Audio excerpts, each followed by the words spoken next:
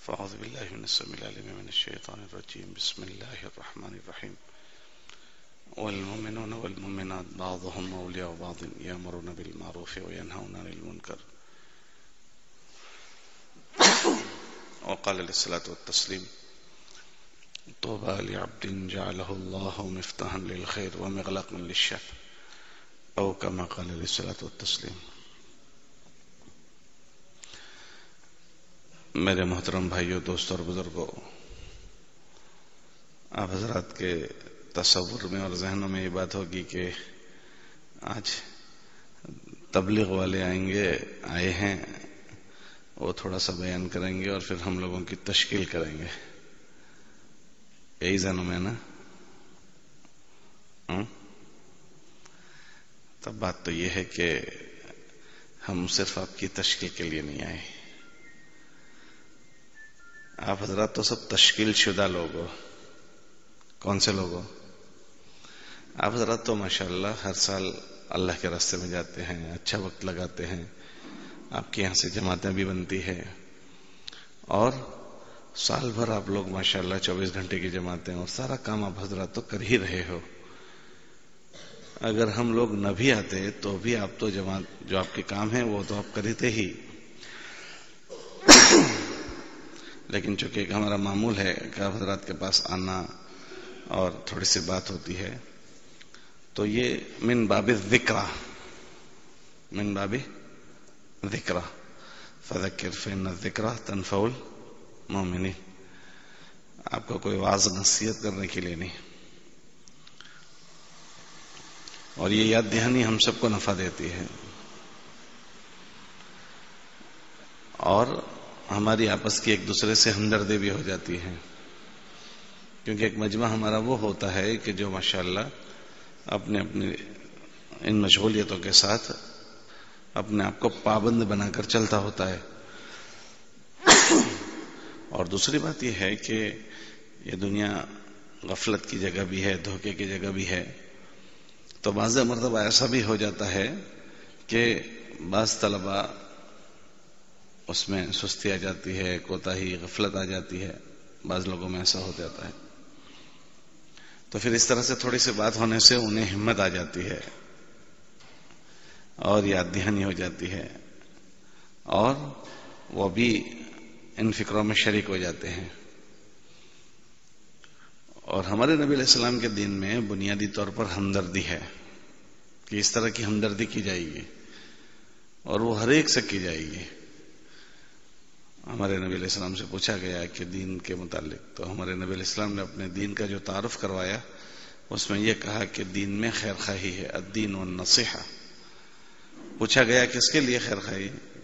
کہ للہ ولرسولہ ولعامۃ المسلمین ولائمتہم، او کما قال علیہ الصلوۃ والتسلیم، کہ اس امت کے سارے طبقوں کے لیے خیر خواہی ہے.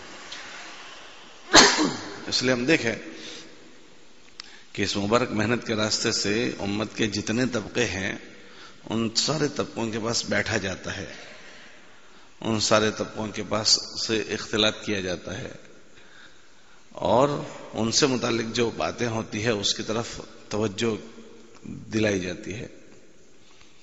چونکہ امت کے مختلف طبقے ہیں اور ہر طبقے کی مختلف صلاحیت ہے، ہر طبقے کی مختلف صلاحیت ہے، اور مختلف صلاحیتوں سے دنیا میں مختلف کام ہوتے ہیں. ایک گاڑی ہے، اس میں پہیہ ہے، اس میں انجن ہے، اس میں ریڈیٹر ہے، اس میں اور چیزیں ہیں. تو پہیے ان کو اپنا کام کرنا پڑے گا، انجن اپنا کام کرے گا، ہوتا ہے نا، ریڈیٹر اپنا کام کرے گا، وہ سب ملا کر مجموعہ ایک گاڑی بن جاتی ہے. ایسے اس امت میں اللہ نے الگ الگ صلاحیتوں کے لوگ پیدا کیے ہیں.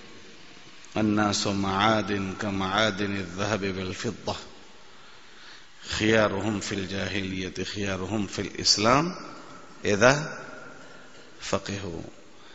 کہ اللہ پاک نے الگ الگ صلاحیتوں والے لوگ پیدا کیے ہیں. اگر کوئی زمانے جاہلیت میں کوئی چیز کی خوبی رکھتا تھا تو وہ چیز ایسی ہی محترم بنتی ہے اسلام کی حالت میں بھی. بس شرط اتنی لگا دی کہ جب وہ سوجھ بوجھ حاصل کر لے. کیا حاصل کر لے؟ بولو. سوجھ بوجھ حاصل کر لیں. تو الگ الگ صلاحیتیں ہیں، اس سے کیسے نفع پہنچے، یہ سوچنے کی چیزیں ہوتی ہے. اچھا نفع کس کو پہنچانا ہے؟ کہ ان ساری چیزوں سے ہر آدمی کو سب سے پہلے نفع اپنی ذات کو پہنچانا ہے. اللہ نے جو اس کو استعداد دی ہے، جو صلاحیت اس کو دی ہے، سب سے پہلا نفع اس کو اپنی ذات کو پہنچانا ہے. ہاں، یہ اللہ نے اپنے نبی کو فرمایا کہ اللہ نے ان کو نبی بنایا تو ان کو مکلف کیا کہ آپ اپنی ذات کو جہنم کی آگ سے بچاؤ. قوا انفسکم، کہ بچنے کی جہنم سے بچنے کی چیزیں کیا ہے کہ اللہ جیسے زندگی چاہتے ہیں آدمی اس پر پڑے تو وہ جہنم سے بچے گا. تو ہر آدمی کو اللہ نے جو استعداد دی، جو صلاحیتیں دی، اس کا حق اس پر یہ بنتا ہے کہ سب سے پہلے اپنے آپ کو اس صلاحیت اور استعداد کے ذریعے سے اپنے آپ کو اللہ کی پکڑ سے بچائے. پھر اس کے بعد کہ وَأَهْلِيكُمْ، جیسے وہ اپنی فکر کرے گا وہ اپنے اہل خانہ کی فکر کرے گا. پھر اس کے بعد وہ اپنے خاندان والوں کی فکر کرے گا. وَأَنذِرْ عَشِيرَتَكَ الْأَقْرَبِينَ، پھر بستی والوں کی فکر کرے گا. وَلِتُنذِرَ أُمَّ الْقُرَىٰ، پھر بستی کے اطراف والوں کی. وَمَنْ حَوْلَهَا، اور پھر پوری انسانیت کی. کافۃ للناس بشیرا ونذیرا، کہ اللہ نے جو استعدادیں اور جو صلاحیتیں دی ہے اس سے یہ کام کیا جائے گا. اس لیے مختلف طبقوں کو مختلف موقع پر جوڑتے ہیں. کبھی علماء کا جوڑ ہوتا ہے، کبھی خواص کا جوڑ ہوتا ہے، کبھی تاجروں کا جوڑ ہوتا ہے، کہ ہر ایک کے اندر الگ الگ صلاحیت ہے. مزدور ہوتے ہیں، مزدور کی جو سمجھ ہوگی اس سے کئی گنا آگے سمجھ تاجروں کی ہوتی ہے نا. تو ایسے جیسے مختلف طبقے ہیں، اس میں ایک طبقہ ہمارا بھی ہے، علم دین سیکھنے والوں کا. علم دین سیکھنے کے زمانے میں ہم سے جو تقاضے متوجہ ہوتے ہیں وہ علم دین کے پورا ہونے کے بعد وہ تقاضے بدل جائیں گے. اس لیے پڑھنے کے زمانے میں جس دن ہمارا داخلہ لیا جاتا ہے تب سے ہمارے اساتذہ ایک طالب علم سے متعلق جو تقاضے ہوتے ہیں وہ پہلے دن سے شروع میں ہی متوجہ کرتے ہیں، سمجھاتے ہیں. کیوں؟ تاکہ اس طالب علم کا یہاں کا قیام قیمتی بن جائے، اور وہ اس چاردی میں آیا ہے تو اس کا یہاں آنا قیمتی ہو کر اس کی اللہ وہ غرض پوری کر دے جس غرض کے لیے اس کی حاضری ہوئی ہے. کیونکہ وقت تو گزرنے والی چیز ہے. اگر ایک طالب علم چاقو چوبند رہ کر اور بیدار مغزی کے ساتھ تندہی سے اپنا وقت گزارتا ہے تو بھی وقت گزرے گا، اور ایک طالب علم سستی کرتا ہے، غفلت کرتا ہے تو بھی اس کا وقت تو گزرنے والی چیز ہے. ہاں، تو دونوں کا وقت سال تو پورا ہوگا پڑھائی کا، لیکن دونوں کے نتیجے الگ الگ ہوتے ہیں. ایک نے اپنے حاضر ہونے کی قدر کی اور ایک نے اپنے حاضری کے بعد اس کے ناقدری کی. تو جب اس کی واپسی ہوگی تو وہ ان برکات اور خیر کے ساتھ واپسی ہوگی جو اللہ پاک نے اس چیز میں رکھی ہے. دوسرا جو طالب علم ہوگا اس کی بھی یہاں سے واپسی ہوگی اپنے گھر کو، لیکن بجائے خیر اور برکت کے پھٹکار اور نحوست اپنے ساتھ لے کر جائے گا. کس چیز کی؟ کہ اس نے یہاں کی حاضری کی ناقدری کر دی. اس حاضری کی اور جب ناقدری ہوتی ہے تو پھر اللہ پاک کی طرف سے نعمتوں کا سلب ہونا ہوتا ہے. اللہ کے نبی علیہ السلام نے اس سے پناہ مانگی کہ اللہ تو ہم سے نعمتیں لے مت لے. اللہم انی اعوذ بک من زوال نعمتک. جب ناقدری ہوتی ہے تو یہ ہوتا ہے، زوال نعمت ہوتی ہے. اور زوال نعمت ایسی ہوتی ہے کہ بعض مرتبہ تو نفس نعمت ہی ختم ہو جاتی ہے، اور واضح مرتبہ نعمت تو باقی رہتی ہے، اس کے نفع ختم ہو جاتے ہیں. کیا ختم ہو جاتا ہے؟ اس کے نفع. اولاد موجود ہے لیکن اولاد کی فرما برداری ختم ہو گئی، اور واضح مرتبہ اللہ اولاد اٹھا لیتے ہیں. بیوی موجود ہے لیکن بیوی کا نفع ختم ہو گیا، کہ بیوی عذاب بن گئی. بھائی سگے موجود ہیں لیکن بھائیوں میں آپس میں ایک دوسرے کا جو تعاون ہوتا ہے وہ ختم ہو جاتا ہے. دکان ہے، دکان بجائے مالدار بنانے کے قرضدار بنا دیتی ہے. یہ دنیا میں جتنے لوگ قرضدار بنے ہیں وہ قرضدار کیسے بنے؟ پیسے خرچہ کر کر کے قرضدار بنے. تو اس میں اکثر مجمع وہ ملے گا تاجروں کا کہ جو مالدار بننے کے لیے دکانیں کھولی تھی انہی دکانوں نے ان کو قرضدار کر دیا. کہ نعمت موجود ہے لیکن نعمت کا نفع ختم ہو گیا. تو اللہ کے نبی علیہ السلام نے اس سے پناہ مانگی. یہ ناقدری والوں پر سزا مسلط ہوتی ہے. پھر اس کے بعد تحول عافیت ختم ہو جاتی ہے. یہ نعمتیں اللہ نے راحت پہنچانے کے لیے بنائی ہے. اللہ سے ہمیشہ عافیت مانگنے کا حکم ہے. ہاں، صلی اللہ العفو والعافیہ، ہمیشہ اللہ سے عافیت مانگا کریں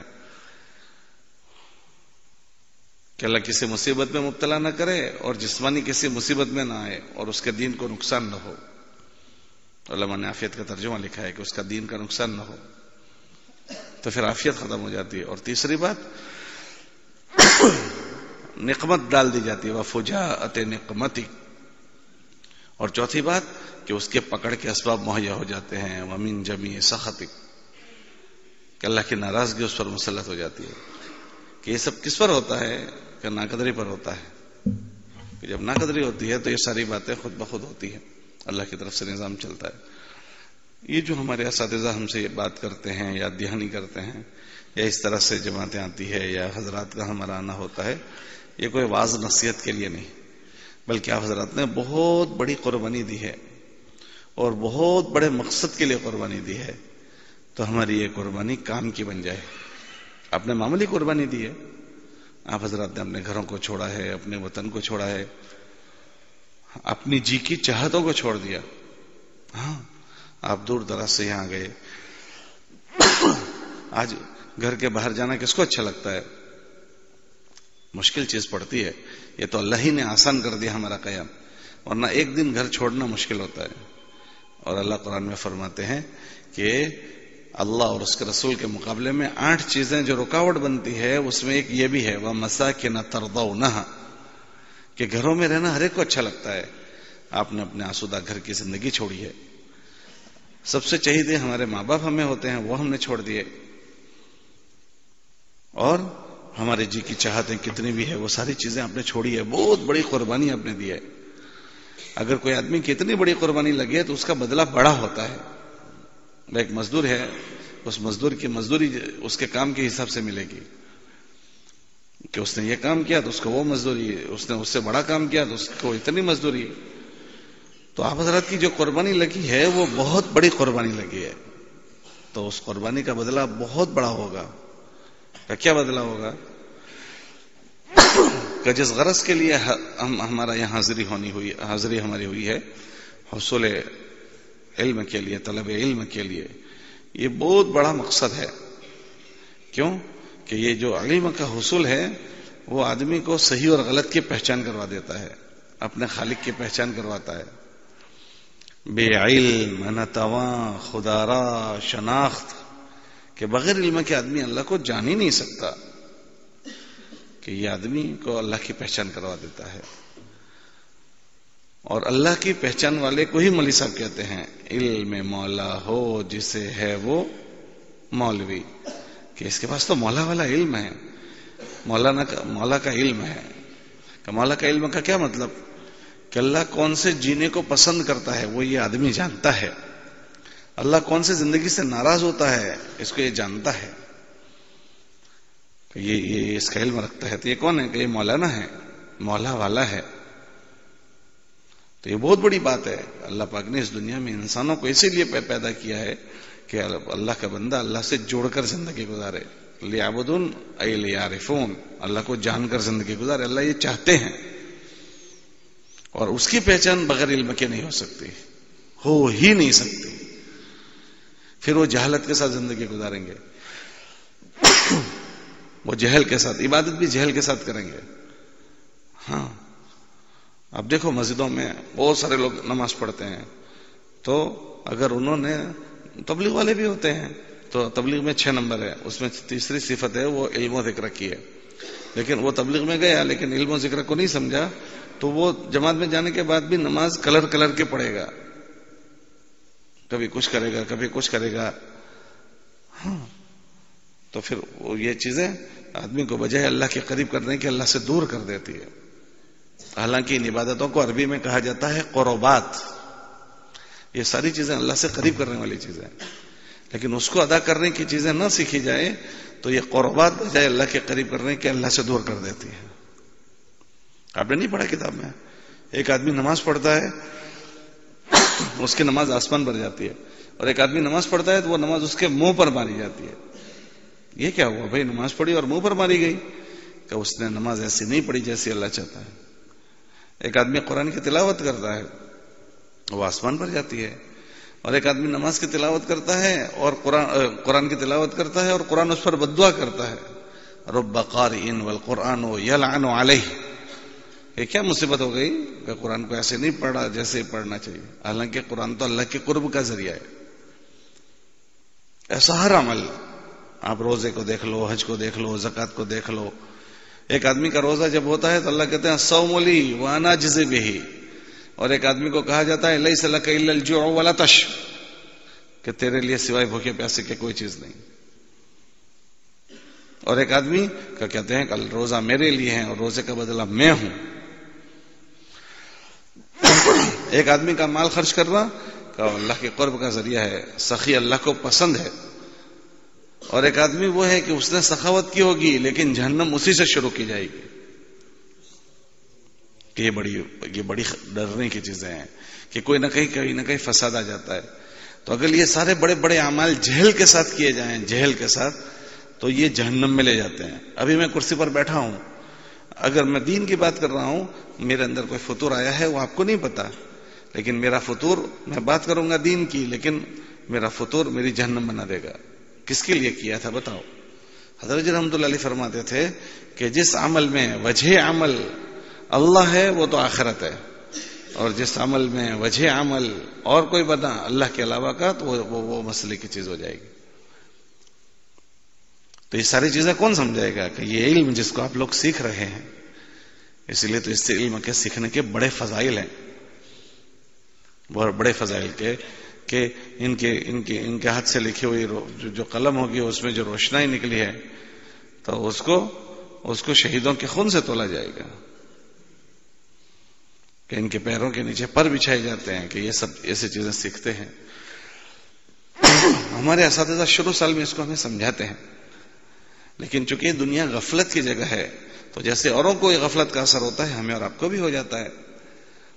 تو اتنی بڑی بڑی نعمت کا استحضار ختم ہو جاتا ہے. ہم اتنی بڑی چیز کو ہلکی سمجھتے ہیں. یہ جب چیز اس کے حق کے ساتھ لی جاتی ہے تو آدمی ہوا سے ہدایت کی طرف آ جاتا ہے. خروج من الہوا الی الہدی. انبیاء فرماتے ہیں من الظلمات الی النور، اندھیروں سے روشنیوں کی طرف یہ علم آدمی کو نکالتا ہے، اندھیروں سے روشنوں کی طرف. اور پھر اس کا نتیجہ یہ ہوتا ہے کہ اس کا براہ راست تعلق اللہ سے ہوتا ہے. کیوں؟ کہ یہ اس علم کے راستے سے اس کو جان چکا کہ اللہ کن چیزوں سے راضی ہوتے ہیں، اللہ کن چیزوں سے ناراض ہوتے ہیں، تو وہ پھر کرنے کی چیزوں کا عادی بنتا ہے اور نہ کرنے کی چیزوں سے بچتا ہے. اگر کوئی ایسا کرتا ہے کہ بچنے کی چیزوں سے بچتا ہے، کرنے کی چیزیں کرتا ہے، یہ سب سے بڑا عبادت گزار ہے. اتق المحارم تکن عبد الناس. یہ بڑا اللہ والا ہے، یہ اچھا آدمی بن جاتا ہے. ہاں، اور جس کا تعلق اللہ سے ہو جائے تو کہ پھر اللہ پاک براہ راست اس کی حمایت میں ہوتے ہیں. ہاں، اللہ اس کی حمایت میں آ جاتے ہیں. بعض لوگ وہ ہیں کہ جن کی اللہ پاک اتنی لاج رکھتے ہیں کہ اگر وہ قسم کھا لیں لا برہ، اللہ اس کو پوری کر دیتے ہیں. وہ دیکھنے میں سیدھے سادے ہیں کہ یہ کون ہے؟ کہ یہ اللہ کے سبندی ہیں، اللہ سے ان کا تعلق ہے. تو یہ بڑی بات ہے. اور یہ زمین اللہ کی ہے. اگر ہمارا تعلق اللہ سے ہو گیا پھر ہم ان چیزوں کی کوئی پرواہ نہیں. کیوں؟ کہ اگر کوئی بات ہے تو ہم اپنے اللہ سے کہیں گے. صحابہ کو نبی علیہ السلام کے ذریعے سے جو بات ملی وہ سب سے بڑی بات یہ ملی کہ اللہ کے نبی علیہ السلام جو چیز لے کر آئے اس چیز نے ان کو یہ چیزیں سمجھائی. اس علم کی روشنی سے اس کا تعارف ہوا اور انہوں نے اس کا یہ فائدہ اٹھایا کہ ان اعمال کے ذریعے سے اپنا تعلق اللہ سے بنا لیا. اللہ کیا چاہتے ہیں، اللہ کیا چاہتے ہیں. اس لیے اللہ کی مرضی کے خلاف کوئی بات ہوتی تھی تو اپنے لیے بھاری سمجھتے تھے، بوجھل سمجھتے تھے کہ یہ چیز مجھے ہلاک کر دے گی، اس سے میرا اللہ ناراض ہو جائے گا، اس سے میرے نبی ناراض ہو جائیں گے. تو ان کی ناراضگی ان کو بڑی بھاری لگتی تھی. ایک صحابی مسجد میں آئے، انہوں نے دیکھا حضور علیہ السلام کو سلام کیا، السلام علیکم. تو حضور علیہ السلام نے سلام کا جواب نہیں دیا، اعراض کیا. دوسری طرف آ کر سلام کی، انہوں نے اعراض کر لیا. پھر اس طرف آئے تو حضور نے اعراض کیا. تو صحابی بڑے پریشان ہو گئے کہ حضور علیہ السلام کو میں ذرا چہرہ بدلا ہوا پاتا ہوں، کیا بات ہے؟ دوسرے صحابی کہنے لگے کہ ہمیں بات تو پتہ نہیں، لیکن ایک بات ضرور ہے کہ وہ بات یہ ہے کہ ہم اس راستے سے آ رہے تھے تو وہ جہاں آپ کا گھر بنا ہوا ہے، قبہ بنا، حضور علیہ السلام نے اتنا پوچھا تھا کہ یہ گھر کس کا ہے؟ تو ہم نے کہا تھا فلانے کا ہے، بس اتنی بات ہمارے بیچ ہوئی ہے۔ وہ صحابی حضور سے نہیں پوچھنے گئے کہ کیا حضور آپ کی یہ ناراضگی جو ہے وہ میرے گھر کی وجہ سے ہے، کیا میں اس کو توڑ دوں؟ کچھ نہیں، کہ ان کی ناراضگی میری تباہی کا ذریعہ ہے، بس وہیں سے واپس لوٹے اور گھر کو ختم کر کے آ گئے، توڑ دیا، زمین دوز کر دیا۔ پھر آ کر حضور علیہ السلام سے نہیں فرما رہے ہیں کہ حضور میں نے میرا گھر توڑ دیا، آپ راضی ہو جائیے، ایسا نہیں کہا۔ دوبارہ حضور علیہ السلام کا اس راستے سے گزر ہوا تو پوچھا یہاں قبہ بنا ہوا تھا وہ کہاں گیا؟ کہ جب آپ کے پاس وہ آئے تھے اور آپ نے ان کو سلام کیا تھا، انہوں نے آپ کو سلام کیا اور آپ کی طرف سے جواب نہیں ملا تو وہ بڑے پریشان تھے، تو انہوں نے ہم سے دریافت کیا تھا، تو ہم نے ان کو کہا تھا کہ حضور یہ پوچھ رہے تھے، تو پھر اس کے بعد جا کر انہوں نے اس کو توڑ دیا۔ پھر حضور نے فرمایا کہ بدترین مال وہ ہے جو گھاڑے مٹی پر لگ جائے۔ تو یہ سمجھ رہے ہیں کہ وہ اللہ کی ناراضگی، نبی علیہ السلام کی ناراضگی اتنی بھاری ہے کہ تباہی لائے گی، تو اس کے لیے بڑے بڑے فیصلے کیے کہ جب آدمی میں صحیح علم آتا ہے تو اللہ کی خشیت اس کے اندر پیدا ہو جاتی ہے، اللہ کا خوف پیدا ہو جاتا ہے۔ کیوں کہ اطاعت پر اللہ کتنے راضی ہوتے ہیں وہ انہیں پتا ہے کہ اگر اللہ راضی ہو گیا تو اللہ ہماری اتنی رعایت کرے گا، اتنی رعایت کرے گا کہ اگر کوئی آدمی اللہ والا ہو گیا، وہ قسم کھا لے تو اس کی قسم اللہ پوری کریں گے۔ اور کتابوں میں نہیں آتا، اللہ حدیث قدسی میں ان کے ہاتھ بن جاتا ہوں جن سے وہ کام کریں، ان کے پیر بن جاتا ہوں جن سے وہ چلیں، ان کی آنکھیں بن جاتا ہوں جن سے وہ دیکھیں۔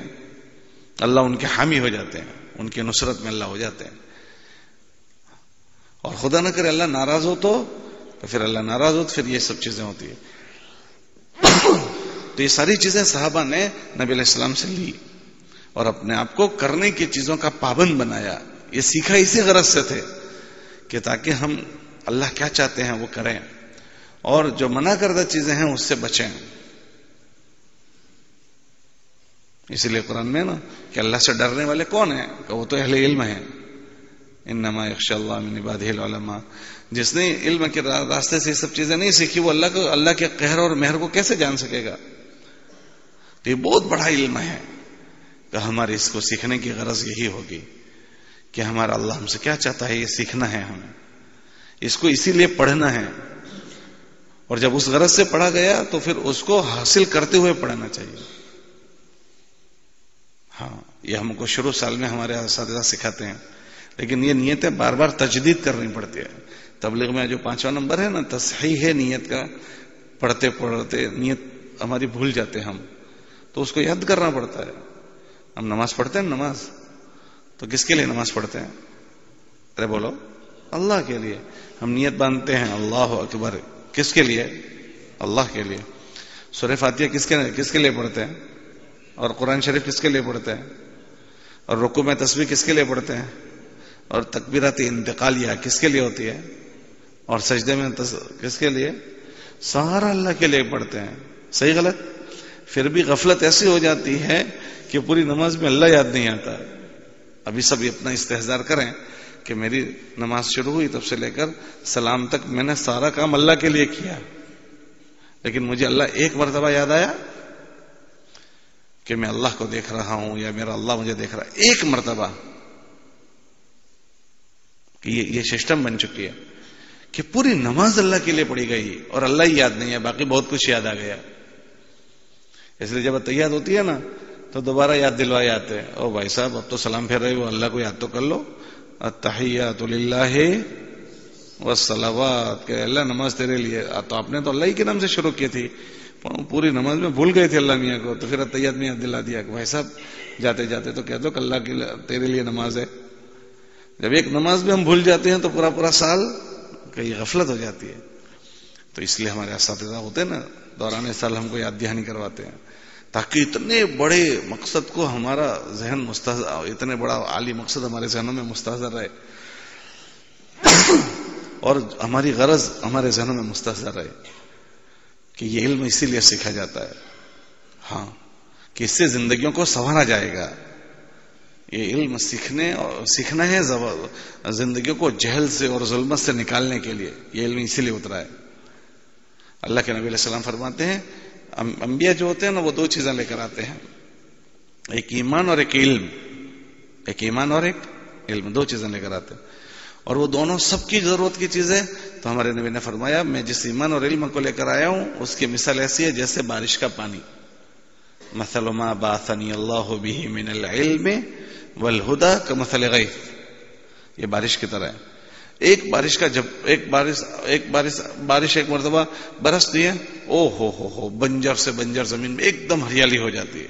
آپ دیکھو جنگل میں کوئی دانے ڈالنے جاتا ہے گھاس اگانے کے لیے, اس بارش کے پانی کی تاثیر یہ ہے کہ وہ مردہ زمینوں کو زندہ کر دیتی ہے. کیا کر دیتی ہے بولو؟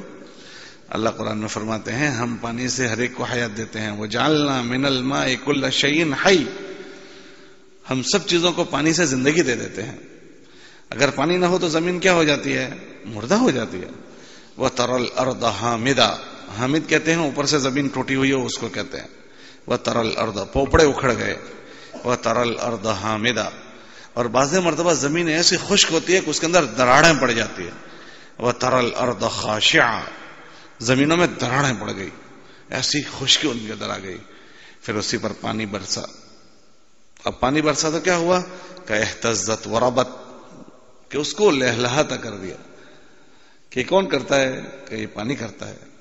یہ خشک زندگی ہے, یہ خشک زندگیاں جو انسانوں کی ہوتی ہے اس میں یہ پانی برسے گا نا تو اس کو لہلہاتی کر دے گا.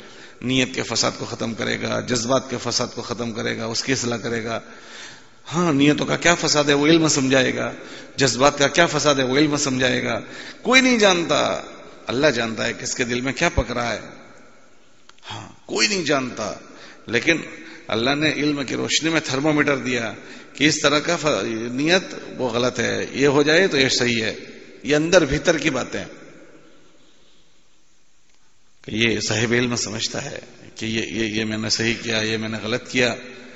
جب وہ چیزیں ہوتی ہے تو آدمی اس کی روشنی میں زندگی کو سنوارتا ہے, اور سنوارتے سنوارتے اس کی زندگی ایسی سنورتی ہے کہ وہ اللہ کے وہاں پسندیدہ ہو جاتا ہے. یہ سارے صحابہ نے علم کی روشنی میں جو اللہ نے اتارا اس کی روشنی میں زندگیوں کو ایسے سنوارا کہ اللہ نے ان کی زندگیوں پر مہر لگا دی. رضی اللہ عنہم ورضوا عنہ, ہم ان سے راضی ہو گئے. ان سے راضی ہو گئے کا مطلب کہ ان کی پوری زندگی ہمارے وہاں مقبول ہے, ان کے جو حرکات و سکنات ہیں وہ ہمیں پسندیدہ ہے, ہم ان کی زندگی سے راضی ہیں. اور آگے حکم دیا اگر تم یہ چاہتے ہو کہ تم سے تمہارا اللہ راضی ہو جائے تو تم ان کی نقل کرو. اس لیے ہمارے لیے نمونہ ان کو بنایا ہے, والذین اتبعوہم بإحسان. ہمارے لیے اور کوئی نمونہ نہیں ہے, ہمارے لیے وہی لوگ نمونہ ہیں. کون؟ صحابہ نمونہ ہے. ہمیں حکم یہ دیا تو ہمارے پڑھنے کی غرض یہ ہوگی کہ ہم میں ایک کا وجود بانمونہ بنے, بانمونہ کہ لوگوں کے لیے ہم نمونہ بنے, اپنے لیے وہ سلامتی اور ہمارا وجود دوسروں انسانیت کے لیے خیر کا ذریعہ بنتا ہے. اصولی بات تو یہ ہے کہ جب آدمی بن جاتا ہے تو ہزاروں کے لیے بننے کا ذریعہ بنتا ہے. جیسے یہ صحابہ پاکیزہ لوگ تھے, وہ بن گئے تو اللہ نے ان کی اتباع کا ہم کو حکم دیا. عبداللہ ابن مسعود کا اثر ہے, من کان مستنن فلیستن بمن قد هو مات. اگر کوئی اپنے لیے کسی کو آئیڈیل بنانا چاہے وہ ان کو بنائے. لأن الحی لا تمن علیہ الفتنہ, زندگی کا کوئی بھروسہ نہیں, وہ کبھی بھی فتنے میں مبتلا ہو سکتا ہے. آج کچھ کر رہا ہے کل کچھ کرنے لگے. وہ لوگ جو چل گئے ہیں وہ قابل اعتماد لوگ ہیں, وہ قابل بھروسہ لوگ ہیں. میں ابھی کرسی پر سے کچھ کہہ رہا ہوں, کل پتہ نہیں کیسا ہو جاؤں. لأن الحی لا تمن علیہ الفتنہ اولئک اصحاب محمد صلی اللہ علیہ وسلم. تو ان کی خوبیاں کیا تھی؟ وہ صحابہ تھے تو اعمقہم علما, ابرہم قلوبا, اقلہم تکلفا, کہ یہ گہرے لوگ تھے. کہ یہ سب سے پہلی صفت کہ اعمقہم علما, کہ یہ ان کی چیزیں تھی. ہمیں ان کے جیسا بننا اس چار دیواری میں. ہاں ہم یہ تصور نہ کر رکھا, ہم کچھ چیزیں پڑھنے کے لیے آئے ہیں کہ یہ چیزیں ہمیں اس استحضار سے پڑھنی ہیں. یہ کچھ چیزیں نہیں ہیں, یہ بہت کچھ چیزیں ہیں. ہم جو پڑھ رہے ہیں وہ چیزیں پڑھ رہے ہیں کہ جو اس نتیجے پر ہم کو لے جائے گی. ہم ایسی گاڑی میں سوار ہیں کہ جو ہمیں منزل پر پہنچاتی ہے. ہوتی ہے بمبئی لے جائے گی یا دلی لے جائے گی. کہ ہم جس گاڑی میں بیٹھے ہیں یہ گاڑی ہمیں ایسی منزل پر لے جائے گی کہ اگر اس کے حق کے ساتھ اس کو لیا جائے تو ہم صحابی نہیں بن سکتے, ان کے مشابہ بن سکتے ہیں. ہم صحابی نہیں بن سکتے. اگر ہم ان کے مشابہ نہیں بن سکتے تھے تو اللہ ان کے جیسا بننے کا ہم کو حکم نہیں دیتا. ہم کو حکم یہ دیا کہ تمہیں ان کے جیسا بننے کی کوشش کرنی ہے. والذین اتبعوہم بإحسان رضی اللہ عنہم ورضوا عنہ. اور اگر ان کے جیسی ہماری مشابہت ہو گئی تو جیسے وہ مدد کیے گئے ایسے ہم بھی مدد کیے جائیں گے. ہماری دعاؤں پر فیصلے ہوں گے, ہمارے کام بنائے جائیں گے جیسے ان کے بنائے گئے. اللہ نے ان کو ساری مخلوق سے مستغنی کر دیا. براہ راست ان کے کام اللہ نے ان کے دعاؤں سے اور ان کے اعمال سے آسمانوں سے بنائے ہیں. حیات الصحابہ میں ایک باب ہے مستقل نصرت کا باب, کہ اللہ نے نبیوں کی کیسی مدد کی اور صحابہ کی کیا مدد کی گئی, اس کا باب ہے. ہاں, وہ پڑھنے جیسا باب ہے. ہم اس کو یہ سمجھتے ہیں کہ تبلیغی کتاب ہے اس لیے اس کو کم لوگ پڑھتے ہیں. حالانکہ ہمارے شیخ یونس جونپوری رحمۃ اللہ علیہ کہتے تھے کہ یہ صحابہ کی سیرت پر اس سے جامع میں نے کتاب نہیں دیکھی. ہاں, بہت کتابیں ہوتی ہیں لیکن چونکہ اس کی نسبت خالی تبلیغی جماعت سے ہو گئی اس لیے ہم اس کو بہت کم دھیان میں لیتے ہیں. یہ فضائل صدقات, فضائل اعمال. ایک بات کہہ رہا ہوں, یہ نسبت ہو گئی کہ تبلیغ والوں کی کتاب ہے. میں نے وہاں ابراہیم صاحب کو دیکھا سفروں میں ہمیشہ اس کو اپنے ساتھ رکھتے ہیں. فضائل صدقات کو بہت پڑھتے ہیں وہاں ابراہیم صاحب کو میں نے دیکھا. میں نے ایک مرتبہ پوچھا مولانا آپ اس کو ہمیشہ, کہ مجھے شیخ نے یہ کہا تھا کہ اس کو تم انفرادی مطالعہ کیا کرنا اور اس کو تم میرا بدل سمجھنا. یہ فرمایا کہ تم اس کو میرا بدل سمجھنا. تربیت کی کتاب ہے زبردست. ایک صفحہ پڑھتے ہیں 25 حدیثیں اس میں آ جاتی ہے. ایک صفحہ پڑھتے ہیں ایک حدیث میں آتا ہے کہ 25 حدیثیں ہو گئی. آپ دیکھو اس کو ذرا گہرائی سے پڑھو. ایک تو یہ ہے کہ تو فضائل کی کتابیں ہیں تبلیغ والوں کے لیے, 25 حدیثیں ہیں, اور یہ شیخ نے لکھی نہیں ہے, یہ شیخ سے لکھوائی گئی ہے. آپ اس کے مقدمے پڑھو گے, ہر مقدمے میں چچا جان نے توجہ دلائی اور یہ اس میں ایسے اللہ نے قبولیت رکھ دی کہ ان کتابوں نے لاکھوں نے کروڑوں لوگوں کی زندگیوں کو بدل دیا. کیونکہ مائلہ صاحب کی منشا یہ تھی کہ یہ امت دوبارہ اس سطح پر آئے جس سطح پر اللہ کے نبی اس کو چھوڑ کر گئے تھے. وہ یہ چاہتے تھے احیاء و جمیع ما جاء بہ محمد صلی اللہ علیہ وسلم. تو اسلام کے جو 5 ارکان ہیں, 5 ارکان ایمانیات, عبادات, معاملات, معاشرت اور اخلاقیات, ان 5 ارکان کے متعلق امت کو سنوانا تھا کہ ان 5 ارکان میں ایمان والا کیسا ہونا چاہیے. تو ان 5 ارکان پر یہ کتابیں مرتب کروائی گئی. ایمانیات ہے, پھر عبادات کے 5 ارکان, نماز, ایمان, نماز, روزہ, زکوٰۃ اور حج, عبادات کے 5 ارکان. پھر معاملات ہے, حرام کرنے والا پیٹ میں جائے گا تو کیا ہوگا, حلال جائے گا تو کیا ہوگا, ہاں زمین کا ایک ٹکڑا لے لیا تو کیا ہوگا. پھر معاشرت ہے, امی کے ساتھ کیسے رہنا, بھائی بہنوں کے ساتھ کیسے رہنا. ہاں, پھر اخلاقیات کا باب ہے. یہ 5 ابواب پر, اور اس کی ہندی کی چندی کر کے لائے. نماز پڑھنے پر کیا ملے گا, اور نماز چھوٹ گئی تو کیا عذاب ہوگا, اور نماز کو نماز کے انتظار کے ساتھ پڑھنے پر کیا ملے گا, نماز کے لیے پیدل چلنے پر کیا ملے گا, نماز کے لیے جو وضو کیا جائے گا اس پر کیا ملے گا, وضو میں مسواک کیا جائے گا تو کیا ملے گا, اندھیرے میں چلیں گے تو کیا ملے گا, ٹھنڈی میں وضو کریں گے تو کیا ملے گا, پہلی صف میں بیٹھیں گے تو کیا ملے گا, تکبیر اولیٰ کے ساتھ پڑھیں گے تو کیا ملے گا, ظاہری خشوع کے ساتھ پڑھیں گے تو کیا ہوگا, خضوع کے ساتھ. ہندی کی چندی کر دی. ایسے ہر چیز میں اگر کوئی آدمی اپنی تربیت کرنا چاہے تو یہ تربیت کی کتابیں. ہاں, لیکن وہ یہ مار کھا جاتی ہے کہ بھئی تو تبلیغ کی کتابیں ہیں تو ہم مطالعہ نہیں کرتے. ہم سوچیں کہ ہم نے کتنا نے مطالعہ کیا. مولانا محمد عمر صاحب رحمۃ اللہ علیہ بیان کرتے تھے 3 گھنٹہ, اور ان کو جس نے دیکھا وہ پہلی صف میں بیٹھ کر یہ کتاب پڑھتے تھے, مطالعہ کرتے تھے. میں نے مولانا کو, ابراہیم صاحب کو کئی مرتبہ دیکھا سفر میں اکثر اس کا مطالعہ کرتے تھے. میں نے خود پوچھا کہ مولانا آپ یوں فرماتے تھے کہ مجھے شیخ نے کہا تھا اس کو تم مطالعہ کرنا, اور بہت مرتبہ کہتے ہیں کہ یہ تربیت کی کتاب ہے, اصلاحی کتاب ہے. آپ دیکھو کہ اشراف نفس کیا ہوتا ہے, سوال کیا ہوتا ہے, ایسے ایسے مضامین ہیں, اور ہزاروں لوگوں کی زندگی اس نے بدل دی. بہت سو کے معاملات ٹھیک کر دیے, معاشرتیں ٹھیک کروا دی. ہاں, ہم لوگ ایک مرتبہ 2001 میں رامپور گئے تھے, تو ہمارے ڈاکٹر تنویر کر کے ایک وہاں کے تھے، وہ ہمارے امیر صاحب تھے، اور ڈاکٹر عبدالحد بھی ساتھ میں تھے. تو وہاں کچھ ایسے ملک کے بچے تھے، وہ ملک کے بچے اپنے بوڑھوں کے ساتھ نہیں رہتے تھے. تو انہوں نے مسجد میں بڑے بوڑھوں کو دیکھا تو کہنے لگے کہ یہ سب بڑے بوڑھے تمہارے ساتھ رہتے ہیں؟ تو ڈاکٹر صاحب نے کہا ہاں ہمارے ساتھ رہتے ہیں. تو وہ کہنے لگے ہم تو ان بڑے بوڑھوں کو ساتھ میں نہیں رکھتے، تو آپ کہاں رکھتے ہیں؟ گھڑا گھر میں، اولڈ ہاؤس ہوتا ہے نا بوڑھے لوگوں کا. تو کیوں ایسا آپ کرتے ہو؟ کہ یہ لوگ تو بہت ڈسٹرب کرتے ہیں. ڈسٹرب؟ اچھا. امیر صاحب جو تھے بہت سمجھدار تھے، وہ کچھ نہیں بولے. کیوں؟ کہ ابھی یہ بچے پہلے دن آئے ہیں تو پہلے دن میں سب اصول تھوڑی سمجھ لیں گے. ابھی تو توا گرم کرنا پڑے گا پھر روٹی ڈالیں گے. ٹھنڈے توے پر تھوڑی روٹی سیکی جاتی ہے، یہ سیکھنے کی چیز ہوتی ہے. مسئلہ وہاں بگڑتا ہے جہاں ٹھنڈے توے پر روٹی ڈال دی تو روٹی بنے گی نہیں بلکہ بگڑ جائے گی. لوہے کو موڑنے کے لیے گرم کرنا پڑتا ہے. اگر اس کو گرم نہ کیا جائے تو ہاتھ تو ٹوٹے گا، لوہا نہیں موڑے گا. اس کو گرم کرو. پھوڑا ہوتا ہے نا، پھوڑا اس کو ڈاکٹر پکاتا ہے، کچا نہیں کاٹتا ہے. کچا کاٹے گا انفیکشن ہو جائے گا. اس کو اچھے سے پکاتا ہے پھر کاٹ ڈالتا ہے. یہ پکا ہو گیا. ایسے باتیں بھی جو کرنی ہوتی ہے اس کے لیے جگہ بنانی پڑتی ہے. بائی آرڈر دنیا میں کوئی چیز نہیں چلتی. یہ سیکھنے کا نام ہی تبلیغ ہوتی ہے. یہ رگڑائی پلائی جو ہوتی ہے نا، بات کرنا آدمی سیکھ لے، ہم مزاج بنانا سیکھ لے، ہر ایک سے جوڑ جاوے، ہر ایک کو جوڑ لے، یہ سیکھنا پڑتا ہے. اللہ قرآن میں فرماتے ہیں تم کو ہم سے کسی کو جوڑنا ہو تو کیسے جوڑو گے؟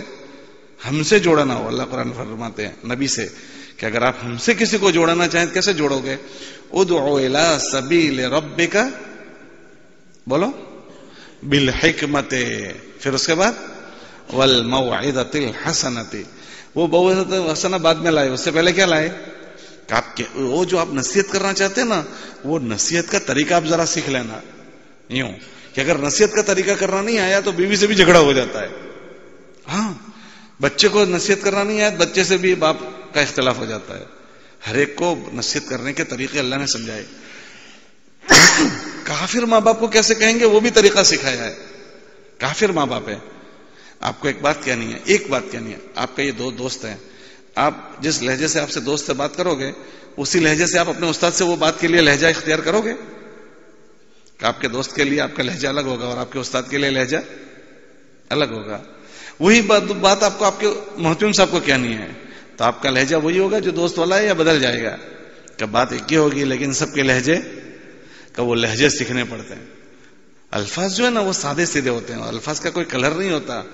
بولنے والے کا ٹون اس کو یا تو سخت کر دے گا یا تو نرم کر دے گا، یا میٹھا کڑوا کر دے گا یا کڑوا کر دے گا. ٹیمپریچر اس کا گھٹاتا ہے بڑھاتا ہے کون؟ متکلم. ہاں، تو یہ ٹیمپریچر بنانا سیکھنا پڑتا ہے. جو ٹیمپریچر بنانا نہ سیکھیں تو پھر وبال ہی وبال ہوتی ہے. بات حق کہی گئی ہے. ہمارے بزرگ شفیع صاحب رحمۃ اللہ علیہ کہتے تھے کہ حق بات کو حق نیت سے حق طریقے سے کہو. اگر حق طریقے سے نہیں کہو گے تو وہی حق بات مسئلہ بن جائے گی. حضور علیہ السلام کی سیرت میں اس کے واقعات ملتے ہیں کہ حضور علیہ السلام یہ کرنا چاہتے ہیں لیکن ابھی جگہ نہیں بنی تو اس کی مدت بنا دی. ابھی اس کو مدت پاڑو، ابھی بعد میں دیکھیں گے. اس کے واقعات ملیں گے. اللہ کے نبی علیہ السلام کے پاس حضرت عائشہ رضی اللہ عنہا آئی اور کہا میرا جی چاہتا ہے کہ میں حرم کے داخلی حصے میں نماز پڑھوں. تو ہاتھ پکڑا اور حتیم میں کھڑا کر دیا اور کہا یہ نماز یہاں پڑھ لو، یہ بیت اللہ کا داخلی حصہ ہے. پھر نماز پڑھنے کے بعد کہا میرا جی چاہتا ہے کہ میں اس کو بیت اللہ کے اندر داخل کر دوں، اور یہ بیت اللہ اونچا بنا ہوا ہے اس کو نیچا کر دوں، اور اس کا ایک دروازہ ہے تو اس کے میں 2 دروازے بنا دو تاکہ لوگوں کا مرور آسان ہو. پھر کر دو، کیوں نہیں کر رہے ہیں؟ حالانکہ اسلامی ریاست قائم ہو رہی ہے. کر دو. تو موت تک نہیں کیا، چاہنے کے باوجود. کیا فرمایا؟ لِأَنَّ قَوْمُكَ حَدِيثُ الْإِسْلَامِ. یہ سب نئے نئے مسلمان ہوئے ہیں، یہ سب برداشت نہیں کر، تو چھوڑ دیا. وہ ہمارے لیے رحمت بن گیا. ہم بھی حرم میں نماز پڑھ لیتے ہیں. جگہ نہیں بنی ہے تو حضور نے چھوڑ دیا اس کو. حج کی فرضیت کب ہوئی تھی؟ حج کی فرضیت کون سے سال میں ہوئی؟ سن ہجری. اس کے بعد حضور نے حج کب کیا؟ تو کیا کبھی ایسا ہوتا ہے کہ نبی کوئی چیز فرض ہونے کے بعد اس کو مؤخر کر دیں؟ 3 سال حضور نے حج کیا ہے فرضیت کے بعد. تو کیا کبھی ایسا ہوتا ہے کہ ایک چیز فرض ہو گئی اور نبی نہ کرے؟ میں آپ سے پوچھتا ہوں، ایسا ہو سکتا ہے؟ فرض ہونے کے بعد اس کو کرنا ہی کرنا ہے، لیکن حضور نہیں کر رہے ہیں. حضور نے قافلہ بھیج دیا، پھر دوسرے سال قافلہ بھیجا اور تیسرے سال خود گئے. کیوں ایسا ہوا؟ کہ نبی ایسا کرتا ہے؟ ایسا کیا ہے ہم کو اور آپ کو سمجھانے کے لیے. کیا سمجھایا؟ کفار کی عادت یہ تھی کہ وہ ہر سال اپنی طرف سے 10 دن کی زیادتی کرتے تھے. سال میں 10 دن اپنی طرف سے بڑھا دیتے تھے. جب حج کی فرضیت ہوئی تو اس سال حج جو پڑ رہا تھا اس زیادتی کی وجہ سے 29 ذی الحج کو، وہ ملت ابراہیمی والا ہے، 29 کفار کی جو گنتی تھی اس حساب سے پڑ رہا تھا. تو حج تو فرض ہوا ہے، لیکن اگر نبی کر رہے ہیں تو نبی کا تو ہر طریقہ اسوہ بنے گا. تو نبی علیہ السلام گئے نہیں، لیکن حج کے لیے قافلہ بھیج دیا. وہی حج دوسرے سال 19 کو پڑا تو حضور گئے نہیں، قافلہ بھیج دیا. تیسرے سال وہ حج اس کی اصل جگہ پر آ گیا 9 ذی الحج کو، تو حضور علیہ السلام اپنے قافلے کے ساتھ گئے اور اس سال یہ اعلان کیا انما النسیء زیادۃ فی الکفر، اب کوئی 10 دن بڑھائے گا نہیں. اس کو اپنی جگہ پر لانے کے لیے 2 سال انتظار کیا ہے. کتنے سال؟ ہم یہ چاہیں بائی آرڈر یوں ہو جائے، بائی آرڈر کچھ نہیں ہوتا. یہ سب کے بیچ میں بات چلانے کے لیے جگہ بنانی پڑتی. ابو داؤد کی روایت ہے، عائشہ فرماتی ہے وہ باتیں جو ہم کو مدینے میں کہی گئی اگر مکے میں کہی جاتی تو ہم شاید اس کو پوری نہ کر پاتے. مکے اور مدینے میں کیا اترا تھا؟ مدینے میں سارے احکام اترے ہیں، نماز کے، فلاں کے، اور فلاں اور فلاں، اور دھڑا دھڑ احکام اترے ہیں. مکے میں احکامات نہیں آئے. تو اللہ نہیں جانتا تھا کہ اس امت پر روزے فرض کرنے ہیں، زکوٰۃ فرض کرنی ہے، فلاں فرض کرنا ہے. کبھی وہ زمین فڑدروپ نہیں ہوئی ہے.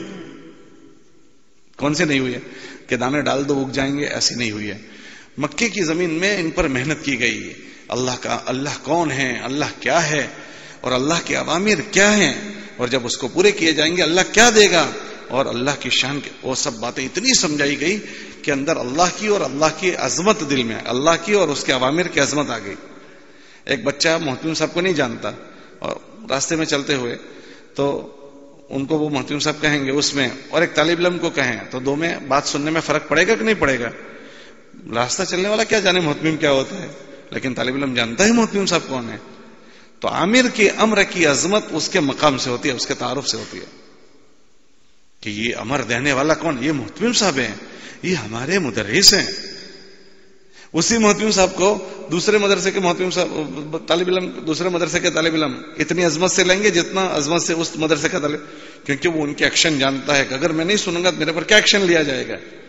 وہ اس کے انجام سے واقف ہے، اس کے انجام. تو ایسے عامر اللہ کون ہے اس کو اتنا سمجھایا گیا کہ عظمت آ گئی. اچھا، اس کا ایک حکم پورا کرنا کتنی بڑی بات ہے، اور اس کے ایک حکم کا ٹوٹنا کتنے بڑے نقصان. وہ سمجھ میں آ گئی. تو پھر کیا ہوا پتا ہے؟ پردے کی آیت رات دیر سے نازل ہوئی تو سب عورتیں پردے کے ساتھ آ گئی. ایک صاحب اپنی گھر والی کو دیکھنے کے لیے گئے، کہاں ہے؟ تو دیکھا مسجد میں کونے میں کھڑی ہے. چلیے آپ گھر یہاں کیوں کھڑی ہو؟ کہ آپ کو نہیں پتا پردے کی آیت نازل ہو گئی؟ کہ جی پتا ہے نا. تو میرے پاس کہاں پردہ ہے؟ کہ اندھیرا ہے، آپ کوئی مسئلہ نہیں ہے، کوئی نہیں دیکھے گا. تو کیا کہنے لگی؟ مسئلہ اجالے اور اندھیرے کا نہیں ہے، مسئلہ اللہ کے حکم کا ہے کہ اندر عظمت آ چکی ہے. تو جگہ بنا کر بات کی جاتی ہے. ہم کیا کہتے ہیں؟ میں تو صاف صاف بات کہتا ہوں. اچھا بھائی، اللہ میں نے آپ کو صاف صاف بات کہنے کو کہا ہے. آدمی کہتا ہے اپنے تو صاف صاف بات کہہ دیتے ہیں. اچھا بھائی، آپ کو اللہ نے ایسے کہا ہے؟ اللہ کے نبی علیہ السلام نے اتنے سال ان سے محنت کروائی. صحابہ فرماتے ہیں تعلمنا الایمان ثم تعلمنا القرآن. یہ زمین کو ہموار کرنا پڑتا. پھر آگے کیا فرماتے ہیں؟ اذا تلیت علیہم آیاتہ زادتہم ایمانا وعلی ربہم یتوکلون. یہ کیفیت کو بنا دیتا ہے. یہ سیکھنے کی چیز ہے، یہ اللہ کی عظمت کو سکھاتا ہے. یہ ساری چیزیں جگہ بنا کر. تو ہمارے وہ امیر صاحب تھے، انہوں نے وہ جو بچوں نے کہا نا کہ ہم تو ان بچوں ہمارے ماں باپ کو گھڑے گھر میں چھوڑاتے ہیں، تو امیر صاحب نے ان کو کوئی بات نہیں کہی. 1 دن ہوا، 2 دن ہوئی، 1 ہفتہ ہوا. اب ان کو روز سنا رہے ہیں. 1 ہفتے کے بعد ماں باپ کیا چیزیں وہ باپ پڑھا، ٹپ ٹپ ٹپ ٹپ ٹپ آنسو گر رہے ہیں. بھائی کیا بات ہو گئی، کیوں رو رہے ہو؟ کہ امیر صاحب یہ کیا بات پڑھی جا رہی ہے؟ ہم نے تو ہمارے ماں باپ کے ساتھ یہ کیا. امیر صاحب بہت سمجھدار تھے، بات منفی نہیں مثبت بات کی. یہ بہت بڑی خوبی کی بات ہے، کسی آدمی کو اللہ مثبت سوچ دے دے. مثبت بہت ختم ہو گیا ہے، منفی بہت چلتا ہے. ابھی تو بات بیان شروع نہیں ہوا، یوں شروع کرتے ہیں مگر آج کل ہم یوں ایسا کرتے ہیں. گئی بات. ہمارے بزرگ کہتے تھے بھائی وہ تو سبھی، ہمارے وہاں مستورات میں ایک مرتبہ بیان ہوا تو مستورات میں گھر آ کر کہا آج بیان ہوا ہے مستورات میں. اچھا بھائی تو روز ہم کیا جھکماری کرتے ہیں؟ تو وہ مستورات کہنے لگی نہیں آج بیان ہوا ہے. بھائی کیا ہوا؟ کہ آج تک بہت سارے متکلم آتے ہیں وہ ہم کو یوں کہتے ہیں تم ایسا کرتے ہو، عورتیں ایسا کرتی ہے، وہ ایسا کرتے. ہم کو ان سے زیادہ خبر ہے کم کیا کرتی ہے. مگر آج کے متکلم نے ہم کو سمجھایا ہم کیا کیا کر سکتے ہیں، کہ تمہاری یہ استعداد ہے اور تم یہ کر سکتے ہو. یہ مثبت بات ہو گئی. ایک ہوتی ہے منفی. میں ایک مضمون پڑھ رہا تھا، اس میں دیکھا ایک آدمی منفی سوچ اور مثبت سوچ، شعبہ نشر و اشاعت ہوتا ہے نا، اس میں سے ریٹائرڈ ہو گیا. تو اپنے کمرے میں بیٹھا تھا اور یوں بیٹھا ہوا تھا نیٹال. اس کی گھر والی چائے لے کر گئی تو گھر والی نے دیکھا کہ ان کے شوہر جو ہے وہ قلم ہے، کاغذ ہے اور کرسی میز پر بیٹھے ہیں اور یوں بیٹھے ہیں نٹھال. اس کاغذ کو اس نے اٹھایا اور اس میں دیکھا کیا لکھا ہے. تو اس کاغذ میں اس نے کچھ چیزیں لکھی تھی. کیا لکھی تھی؟ ہائے یہ کیسا سال ہے کہ اس سال میں اپنے نوکری سے مستعفی کر دیا گیا، کہ میں ریٹائر ہو گیا. ہائے یہ کیسا سال ہے کہ میرا باپ اس سال مر گیا. یہ منفی باتیں.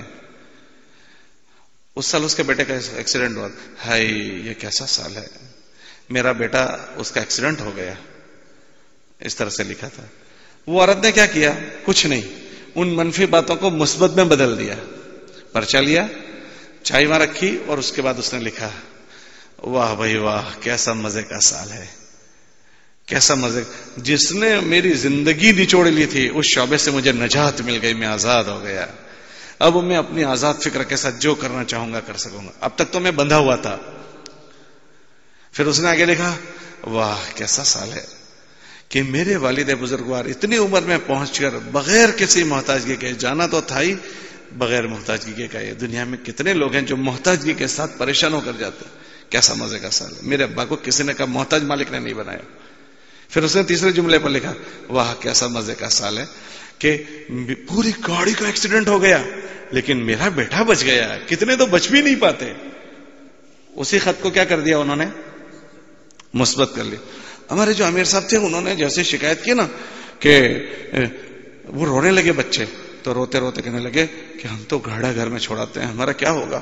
امیر صاحب نے لگے ہاتھوں کیچ کر لیا. بال آتا ہے کیچ کر لیتے ہیں. ایسے سمجھدار تھے، انہوں نے اس کو آؤٹ نہیں ہونے دیا. ایک تو آؤٹ نہیں ہونے دیتے. کیسے؟ کہ ہاں تمہارا بڑا گناہ ہے، تم نے یہ پاپ کیا ہے، اب یوں ہوگا یوں ہوگا. اور انہوں نے ایک دم کیا اللہ تو بڑے معاف کرنے والے ہیں، آپ اللہ سے معافی مانگ لو، اللہ بہت اور یہاں سے فون کر دو کہ ان کو گھڑا گھر سے لے آئے تو معاف ہو جائے گا، اللہ معاف کرنے والا ہے. اور ایک تو یوں کہ نا تم نے بڑا پاپ کیا ہے، بڑا جرم کیا، اب کیا کرو گے.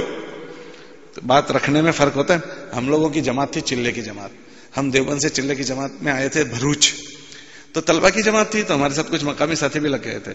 تو کچھ ساتھی وہاں تھے تو ان ساتھیوں کو ہم نے کہا چلو اس کو بلا لانا. وہ کچھ کسی صوبے کے آئے ہوئے تھے، وہ کھیل دکھاتے تھے بندر لے کر. تو ساتھیوں کو بھیجا.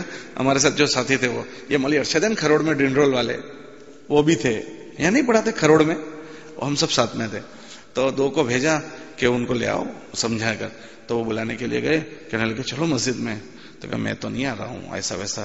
تو وہ ساتھی نے کہا ایک وقت کی نماز چھوڑ دو گے نا تو اس کا نام جہنم کے دروازے پر لکھا جاتا ہے، اور جس کا نام جہنم کے دروازے پر لکھا جائے اس کا جہنم میں جانا ضروری ہو جاتا ہے.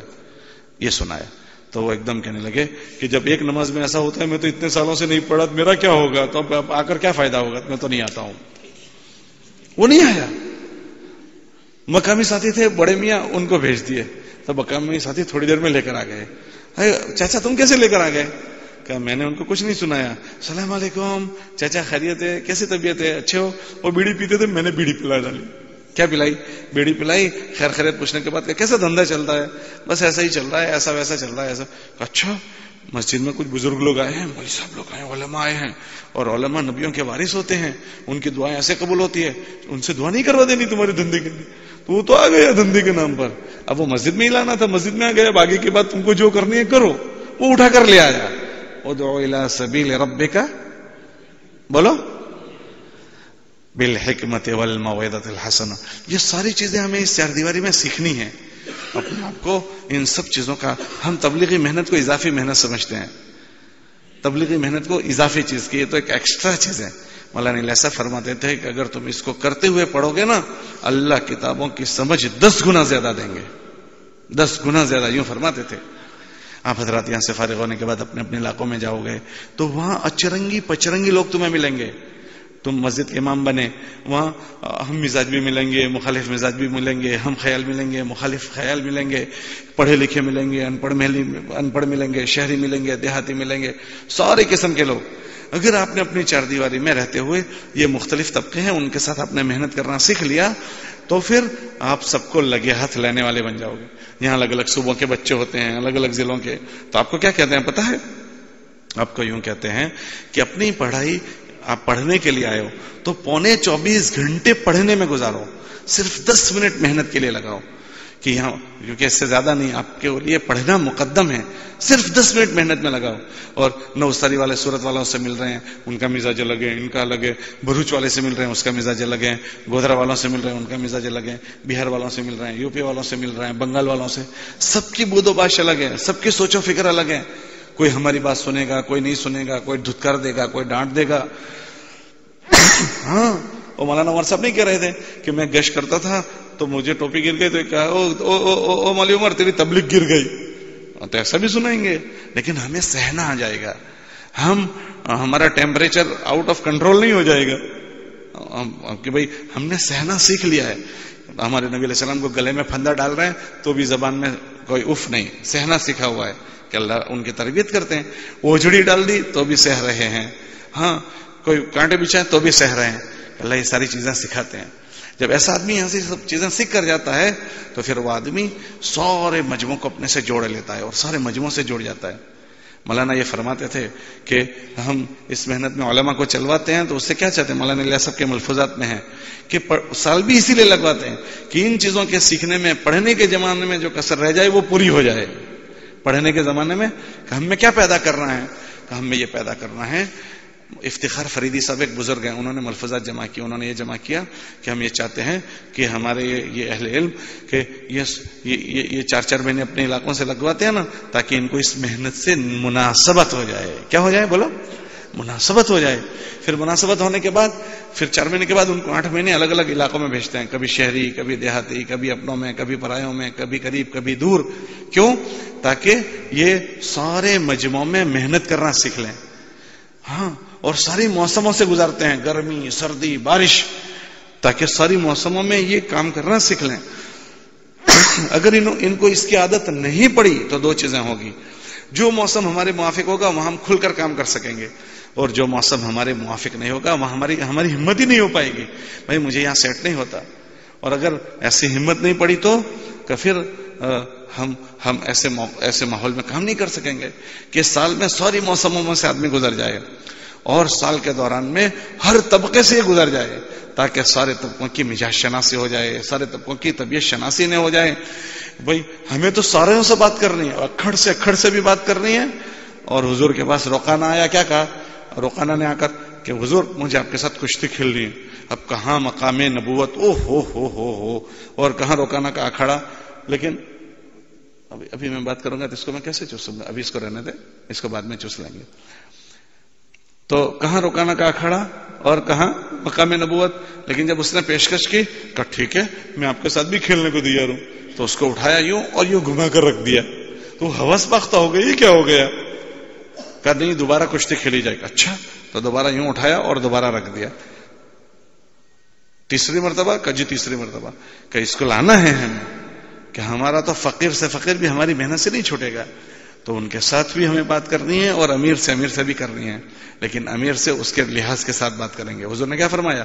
ان کے اذا اتاکم کریم قوم فکرموہ، ہم ان کا احترام کریں گے۔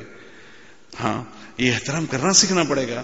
حضور اپنی ذات سے احترام کرتے تھے۔ ایک مرتبہ بیٹھے ہوئے تھے، یوں بیٹھے ہوئے تھے گوت لگا کر، ایزار مبارک یہاں تک تھی۔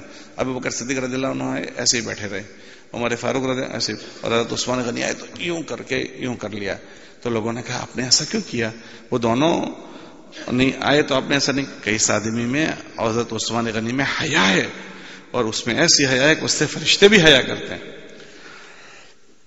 حضور اپنے ساتھیوں کے مزاجوں کی رعایت کر رہے ہیں، ان کے مزاج کی کس آدمی میں یہ صفت، وہ جانے اس کا کام یہ نہیں، وہ سب کو لے کر چل رہے ہیں، تو ان کے مزاجوں کی رعایت۔ ایک مرتبہ کھانے بیٹھے ہوئے ہیں تو ایک پینے کی چیز آئی، تو حضرت ابو عبیدہ سامنے بیٹھے ہوئے تھے، ان کو کہا آپ پیجئے۔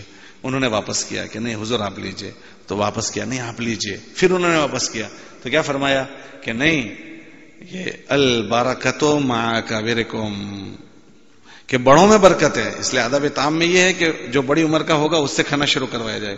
تو حضور اس کا لحاظ کر رہے ہیں کہ مجھے اس کا لحاظ کرنا ہے۔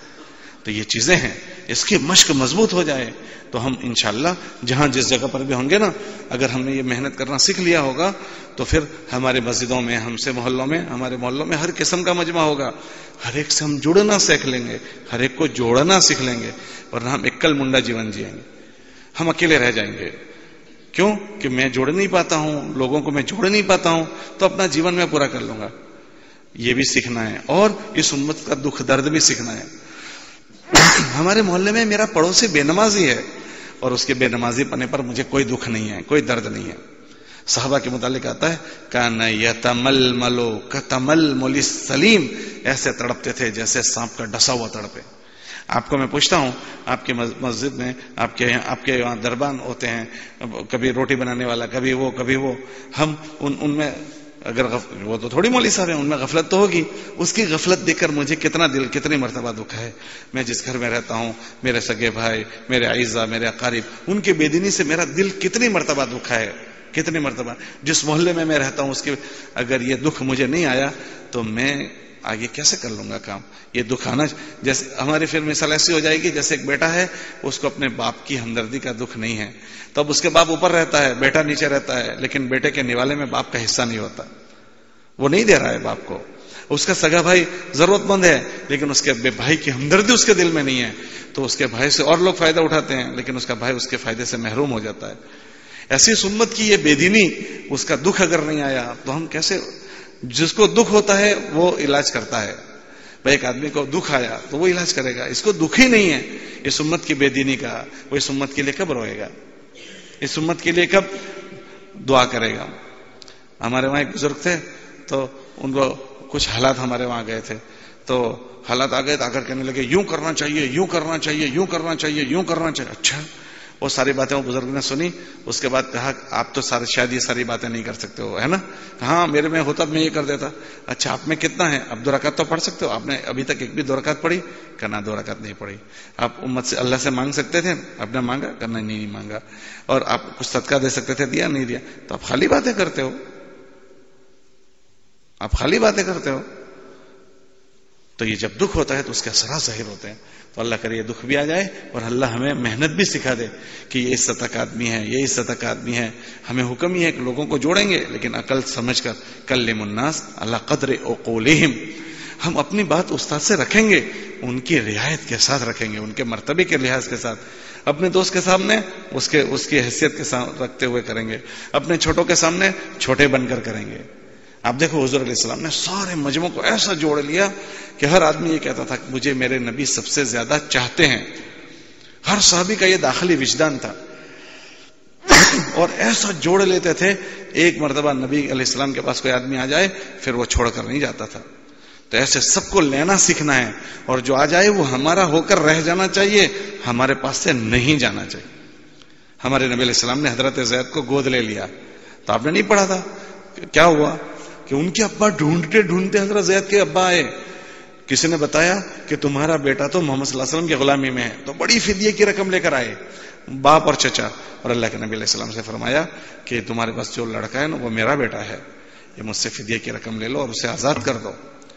تو اللہ کے نبی علیہ السلام نے کیا جواب دیا کہ اگر وہ آپ کا بیٹا ہے تو مجھے فدیے کی رقم نہیں لینی, ایسے ہی میں آزاد کر دوں گا.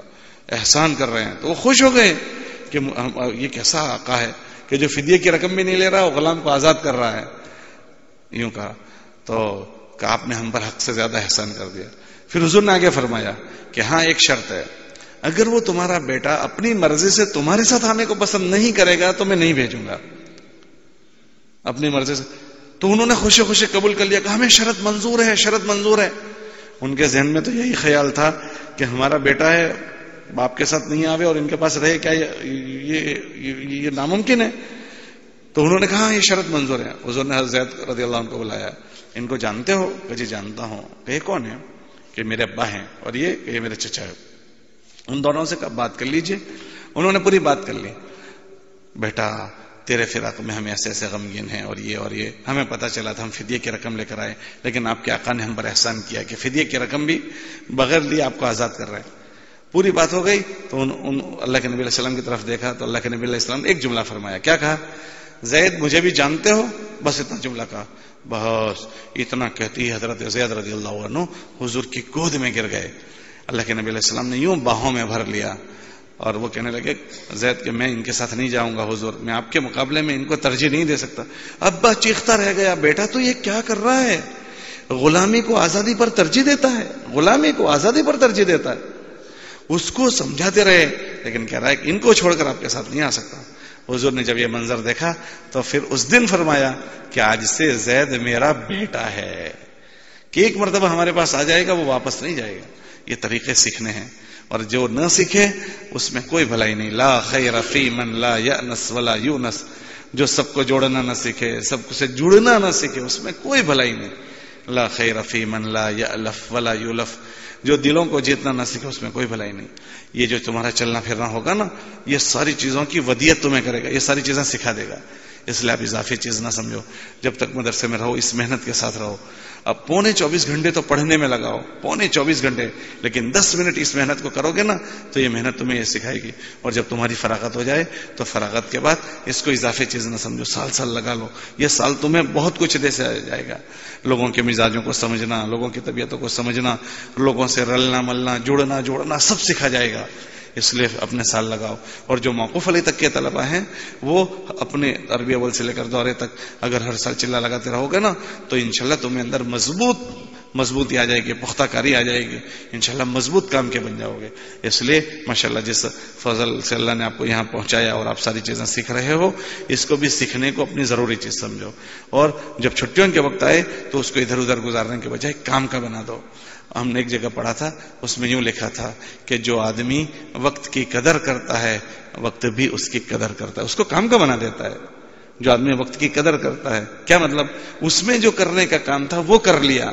تو جو وقت کی قدر کرتا ہے وقت بھی اس کی قدر کرتا ہے, اور جو وقت کو ضائع کر دیتا ہے وقت بھی اس کو ضائع کر دیتا ہے. اس لیے ہم وقت کو ضائع نہیں کریں گے, قدر کریں گے, اور انشاءاللہ اپنے وقتوں کی ترتیب بنائیں گے. بناؤ گے انشاءاللہ؟ ارے بھائی بناؤ گے؟ تو جو اس سال فارغ ہو رہے ہیں وہ ہمت کر کے بتاؤ کہ جو ہماری فراغت ہے, اگر آگے آپ کو پڑھنا ہے آپ ضرور پڑھیں, اپنے اساتذہ سے مشورہ کر لیں اور وہ جیسے رہبری کریں اس طرح آپ آگے کی پڑھنے کا نظام بنائیں. لیکن اگر مان لو پڑھنا نہیں ہوا تو پھر سال لگاؤ, پڑھنا ہوا تو چلا لگاؤ. تو سب لگاؤ گے انشاءاللہ؟ آپ کے یہاں کے تو طلبہ اکثر لگاتے ہی ہیں, تو اس سال والے بھی نیت کر لو کہ ہم بھی انشاءاللہ سال لگائیں گے. ٹھیک ہے انشاءاللہ؟ تو اب ہمت کر کے بتانا شروع کرو کہ انشاءاللہ اگر میری پڑھائی نہیں ہوئی تو سال, اور پڑھائی شروع ہو گئی تو انشاءاللہ چلا. ٹھیک ہے انشاءاللہ؟ لو کھڑے ہو کر لکھنا شروع. الاول فالاول, الاول فالاول, بسم اللہ. جو پہل کرے گا وہ پہلا ہی شمار کیا جائے گا. السابقون السابقون